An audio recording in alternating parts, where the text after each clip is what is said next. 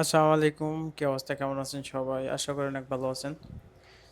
তো রুম থেকে বাইরে হয়ে কিন্তু আজকে উদ্দেশ্য ছিল আব্দুল মজিদের সাথে আহ, অনেক জায়গায় আর কি যাব। তো প্রথমে বাইরে হয়ে আর কি আমরা কিন্তু একটা ফার্মেসিতে যাব আর কি। আব্দুল মজিদের আর কি অসুস্থ হয়ে, এই কারণে আর কি কিছু মেডিসিন নিবে। তো এইখানে যাচ্ছি।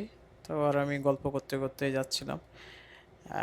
তো একটা সময়, সব সময় দুইজন আর কি পার করছি বিগত 2 বছর তার সাথে। সব মিলাই আর কি আছি, আলহামদুলিল্লাহ তার সাথে ভালোই আছি। সে একজন আর কি ভালো মন মানসিকতার মানুষ। যাই হোক, সৌদি আসলে এমনটা পাওয়াও দুষ্কার। কারণ আমি যেভাবে তার সাথে চলি ফিরি, একবারে ফ্রেন্ডলি নিজের ভাইয়ের মনের মতো করে, তারাও ঠিক সেম ভাবে আমাকে কিন্তু এতটাই ভালোবাসে। তো এইখান থেকে আর কি শেষ করে, ফার্মেসি থেকে শেষ করে মেডিসিন নেওয়ার পরে আমি আসলাম তাদের বাসায় আর কি। এটা হচ্ছে আব্দুল মজিদের বাসা আর কি। তো এখানে আর কি বাইরে কেউ কিন্তু থাকে না বাংলাদেশের মতো, যে ছেলে মেয়ে বা বাড়ির যারা থাকে তারা কিন্তু বাসার বাইরে সবাই ঘোরাফেরা করে কিন্তু সৌদিতে এরকম ধরনের কিন্তু কোনো পরিবেশ নাই।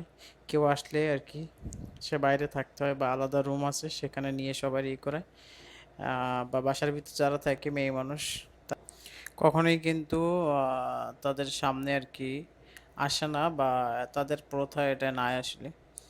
তো আজকে অনেক বাঙালি ভাই আসছিল আর কি। তারা সৌদির সাথে আর কি নতুন কাজ করবে, এ কারণে আসছিল তাদের বাসায়। তো সবাই চলে যাওয়ার পরে আমি মিশাল আর কি বসে বসে গল্প করতেছিলাম।